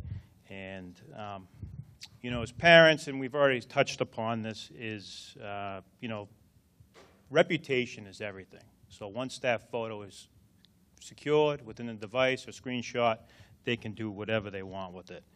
And that leads to a criminal matter, which I'll have Chad speak to later on. So Snapchat is a big one. Snapchat is a big one, and I think it's important as parents that you guys have to educate yourself about these different platforms. You really have to get involved, okay? The other one we're seeing a lot of is the Finstagram, which is off of Instagram. It's a fake one, like Joani said.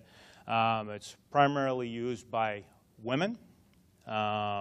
What we've seen is it's a platform where a lot of the women's and the girls, it's a lot of bathroom talk, bashing one another, hurtful messages are conveyed within that platform. It is still used by the boys. It's also, like Joani said too, it's a closed group, it's close friends, it's confidential. They might use it to pass on where the party is that night. And, you know, it could be drinking, it could be smoking, so there's a lot vaping. So that's something you want to also make yourself aware of. And they're tough to find the usernames. You can't just type in John Smith in Instagram and think you're going to get to that Finstagram account. A lot of these usernames are the nickname of that particular youth. So, you know, if they have a nickname, they might be using that as their Finstagram login. Random stuff to use their login name. They might use rhymes for their login name, but for the Finstagram. So just different points that, as parents, you guys should be aware of and how to kind of police this stuff back home, okay?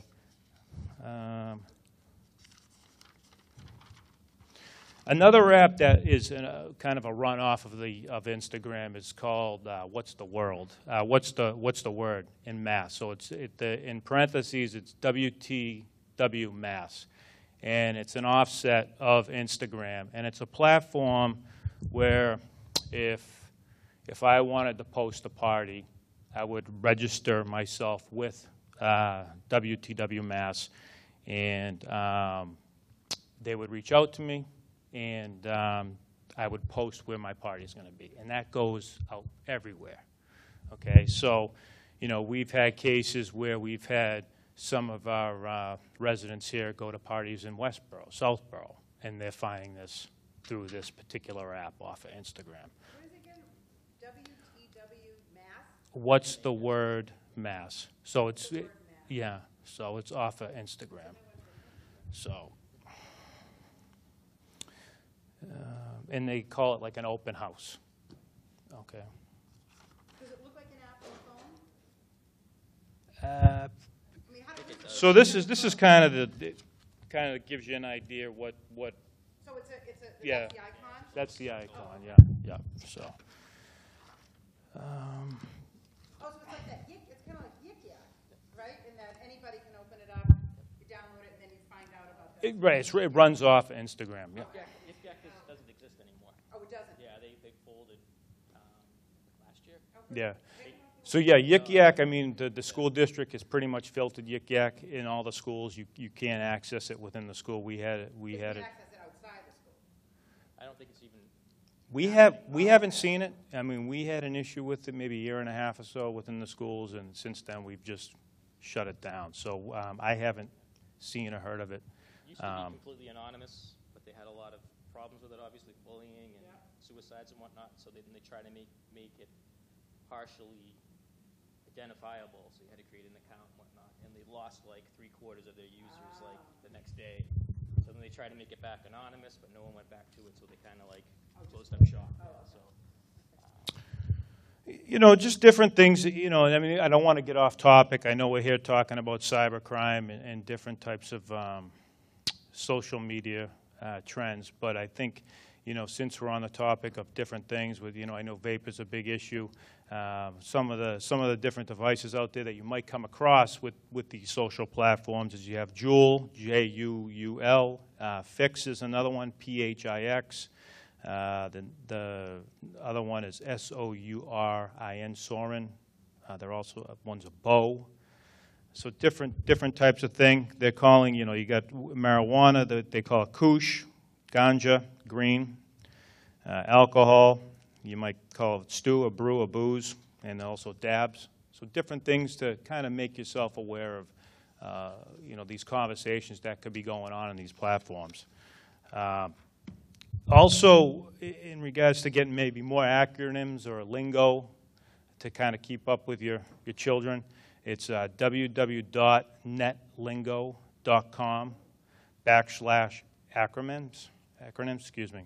So there's a lot of different acronyms out there that you can pick up and try to get street savvy yourself and be aware of this stuff so you can get a handle on it. You know, it's... These would be things that kids use in their text messages. Right. Right. The parents don't know what they mean. But also they can use it within Instagram, you know. I mean, so, you know, it really comes down to a lot of common sense stuff. It's just being involved, having these conversations with your son or daughter, and it starts from day one, really, you know, and making sure that you're involved. Allow them to, you know, allow them to tell you what's right and what's wrong. Let them be the voice. And that seems to work out well. Yeah. So, Chad, did you want to go a little bit about the criminal aspect of it? If you do see something on a chat that you don't know what it is, like back years ago, I used to try to keep track of it, and I had a stack of like papers about that thick of all the different acronyms used on the internet. Like PIR was parents in room. They would type that to a friend they were chatting to. If you see an acronym like that, you don't know what it is, you can put that actual acronym like in Google or a search engine in like Urban Dictionary or something will come up and it'll tell you what it is, give you a good idea of what it is. Like you were saying, there's a lot of hidden you know, app features on phones now. You can actually, like tonight or tomorrow, whenever, you can Google anything, and your kids are doing the same thing of how to like jailbreak a phone. I don't know if you ever heard that term before. But kids can actually go around your parental settings on a phone that come with, like, say, an Apple phone. It's called jailbreaking. If you Google that, how to jailbreak an Apple phone, it'll even be a video and show you your kids. The whole restriction thing. Some of the apps do work. I'm just saying, like, the general restrictions that come on your iPhone, you can set, like, the age limit and whatnot. They can get around that, and you won't be able to see that they did that. If you just Google it, you can see hundreds of different examples of how they're hiding stuff from you through apps and through like they can glitches. They call it glitches through the Apple software that they can get around to. I just saw one tonight. I was just kind of playing around with the phone where I don't know how people have your phone set up, but you can set up different files for like social media, whatnot. Each file on your iPhone. Say you have a specific social media file that you have all your, you know, social media apps in. There's 3 pages to that file. So if you know, hold it down and they kind of shake, and you can drag it across the screen. You can drag it to the second file, drag it again to the third file. You can then drag it off of that, hold the big button on your phone, and it'll disappear. And so kids are using that for videos and, you know, messages that they don't want you to see. You can't get it back until the phone is rebooted, and then that icon will reappear. That's just a glitch within. I don't know how anyone ever figured that out, but that's a new glitch that Apple, I don't think, has a repair for it yet. But just another thing to worry about, I guess. Well, like Officer DiGiorgio said, I usually handle the investigative cybercrime part of it. He usually calls me when there's something very serious. My job is to basically get a subpoena. It's a very lengthy process. I'm not going to bore you with all the details, but I usually get a subpoena when we find like an IP address or email address, username from Facebook or Snapchat or any of the apps. Usually we can trace that back to like an IP, and the IP will give me a location like a Verizon IP address, like your Verizon account, so we can usually trace it back that way. I know a lot of like Snapchat, they only say the image is only available for 10 seconds or less or whatever it is, and it disappears. But you don't know on the other end if they're taking a screenshot. I don't know if anyone knows how to do a screenshot. It's pretty simple. Any kind of dissemination, possession, creating it, say if a boy or a girl has their boyfriend or girlfriend pose in a certain way, nude or however they do it, that's creating it. So any kind of child pornography charge, they're all felonies, which means there's, basically jail time associated with the charge. With the bullying, it's basically like a criminal harassment charge. So we can go that route. We've had cases in the past where there was an app called Pinger, which is a free app that's available online, and you can sign up and pretty much disguise yourself, and you can use that profile that you just created and send it off to someone maybe in your classroom. We had a case where, something similar to that where, and you remain anonymous.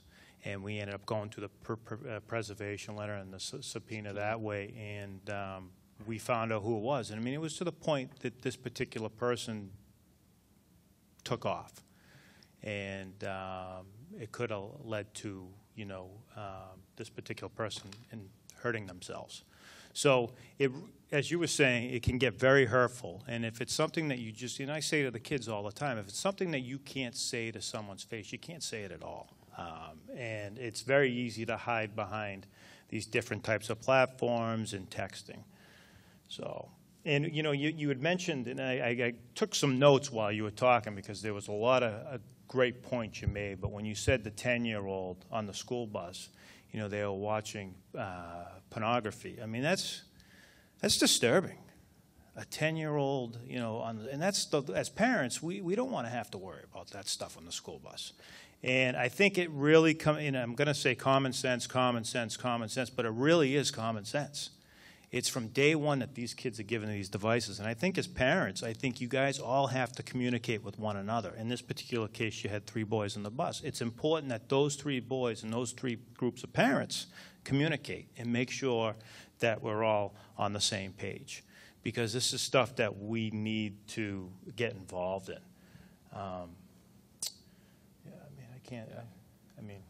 The law, we're kind of like behind the curve as usual as law enforcement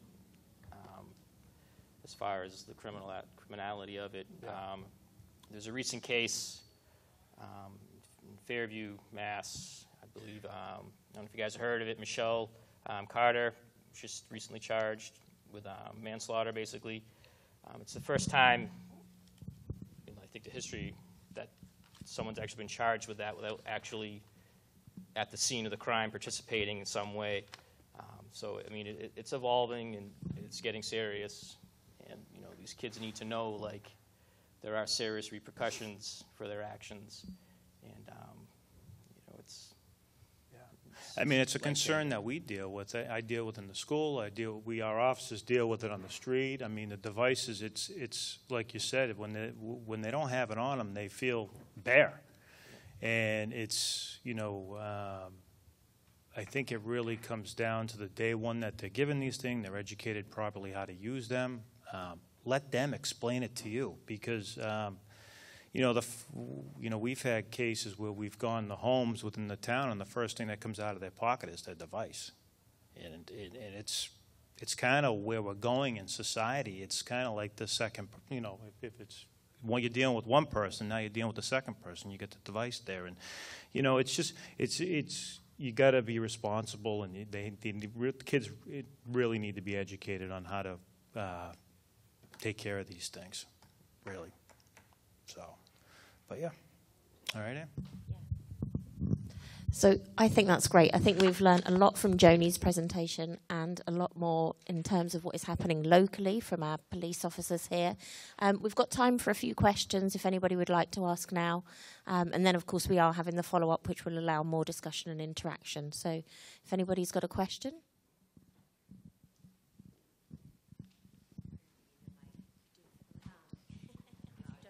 Well, it's just basically Joani's schedule. So if I can think of a few people that would benefit from being here.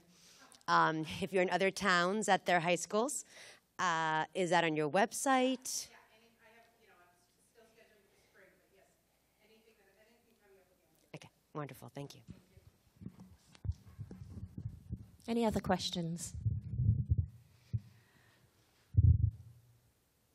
I just want to tell people to, I have a flyer out there that has my website on there and my blog address so that you can check out the blog. I have a lot of stuff on there about cell phone use, a lot of the stuff that we've talked about tonight too. So you can get that in the way out. Yep.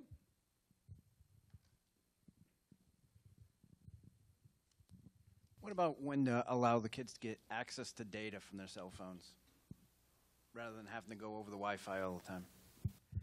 Oh. Access to data. That feels like so technical to me. I'm trying to figure. You mean like? Can you give me an example? So like they were only able to watch that video Yeah. because they're using data to download. Oh! I see what you're saying. Well, if it's not on their phone in the first place, then they can't use it at all. In other words, I don't want it on their phone. Period. Whether they use Wi-Fi or I want them to watch TV on your television. I don't want them to use. You're talking about like using. I don't want them to. I'm assuming the porn was coming from a web. Oh, it's coming off Safari. Yeah. Oh, I think for younger kids, if you have a kid if you have a 10-year-old, usually parents get their kids' phones around 4th or 5th grade. My suggestion is the kids in 4th and 5th grade, even 6th and 7th, why do they need Safari? If they have I think some of those search engines, if they need to look something up, let them use the family computer. So that would be part of the parental controls, that you shut down, the Safari, and if they need to use the internet, they can use a family computer. I mean, I think that unfortunately, the amount of information that is out there that needs to be edited until they're appropriate an age to learn it. So I think you shut the data. I mean, I think when you give a kid a phone, the first thing you limit it to texting. That again, it's transitional. When you first give a kid a phone, they only can do 1 or 2 things on it. You see how that goes. Let's see how you do with that. Then we'll add to it. When you get a little older, maybe we can add a game, or maybe you have 2 games and texting so you can stay in touch with me. Maybe because they're going on a half day with their friends for lunch. So you start very slowly when you first give a kid a phone, and then you increase, but there should never be 1,000 games on a kid's phone. There shouldn't be 1,000 of anything. So that when you're in charge of downloading, and now it's nice to know that the kids can work around the iPhone thing. That's why the parental controls are through your computer. It's downloaded on your computer, the control for that. But I think you limit data. I think you limit it until, kids actually need to use it. But, if they don't, they're not going to be Googling directions, right? They're not driving, they're walking. They're not going anywhere where they're going to need to get lost. So I think you limit that, because then they can't have the access to things like porn or, how to build a bomb in the forest, or something. It just gives them too much responsibility when they're not ready to have it. Let's put our phones away and hang out. Okay, so here's what I would suggest. I think I love that idea, and I think if you're going to do that, all the families have to buy into it. Like ahead of time. So, I think it's really good when, especially when kids are in 6th grade and you're still driving them to kids' houses and you're still very engaged with that you sit down together and you say, let's come up, can we all figure out, some ground rules that we all use so that one kid can't play in, because what will happen sometimes is if at your house, then the kids will stop coming to your house. Well, right, and my daughter would... And she'd be literally mortified. But she had a few friends for, before Christmas vacation over one night, and everyone's just on their phones, and everyone's, looking at the other person's phone. And I just wanted to be like, why don't you guys just put your phones away for, one... I'm not even saying the whole time. you know, 1 hour. I and think what enjoy you're saying yourself. is just how to do it. I think if you use humor, if you say, okay, we're doing a self-free, and you use that Yeah. parental voice. But I think, if you're in a house and you feel like, or if your kids, you might make your car a cell phone free car. Yeah, well, Maybe if you're, it's your turn to carpool. You can say, all right, guys, phone's off. Phone's in your pocket. This is a cell phone free car. You got to talk to each other. And then don't talk to them. Just, you can set limits in your home. And I think, though, if you can get your kids' group of friends together and say, can we all agree that if our kids are doing sleepovers, that, we say, okay, we got to give them up for an hour. Something like that. Like one girl had said, my mom said I couldn't bring my phone. And I was like, I wish I had even thought to say that. Or even like tonight, my friend Kristen, like our daughters were driving in our car to their basketball game. It was like dead silent. And I said to them, I was in the front seat, we were driving them, and I'm like, why are you guys so quiet? Because they don't want to talk in front of you. That's the other thing. I also realized they were both on their phones. Yeah. But I know, like, if I had, and I was going to say, why don't you put your phones away? I think it needs an earlier discussion, not in front of, but it's like, all right, yeah, I just, how to go about it. Yeah, Other people have it's this hard issue. if you're the only parent. Yeah. But again, if you have a good relationship with your kids' friends, which is, Yeah. there is nothing more important than that, is to making your kids' friends, like you. Because, if they have a respect for you in a certain way, you can get away with saying, hey guys, you know the rules at my house. When my daughter was a teenager, our house was very different than other, but they liked to come to our house. And it was the smallest house. We had the teeniest TV room. It wasn't the fancy house. It wasn't but they ended up coming because there was something there for them. And so if you have to court your kids' friends a little bit. Seriously, there's like a little dating ritual. If you want your kids to want their friends to come to your house. So you don't want, so you want to create individual relationships with each of those kids. So by the time they're in high school, when they, you can say things like that, and they're like, all right, Mrs. So-and-so, we know, the phones have to go off. But, they have a history with you that enables that to happen, as opposed to that's the mean mom, right? And I'm not saying the entire time. You can just say, Right. for 1 hour tonight, let's just everyone put their Right, and I think you can do that, but if you can get everybody else on board, that would be amazing. Okay. Well, I was just going to say, it's actually a lot easier than it sounds. It's a what? It's a lot easier than it sounds. I mean, in terms of, I think we do get There's all fear. worked up that There's they're a going to fear, hate totally. us, and their friends are going to hate us. Totally. But I've done it before with birthday parties, and they all just are like, okay. And Yeah, really, the younger it you is. start that, the easier it is. I mean, they're not, if you have kids in middle school, 6th and 7th grade, you could totally do that. High school, they're not going to, you've lost that opportunity. Unless you've had a history.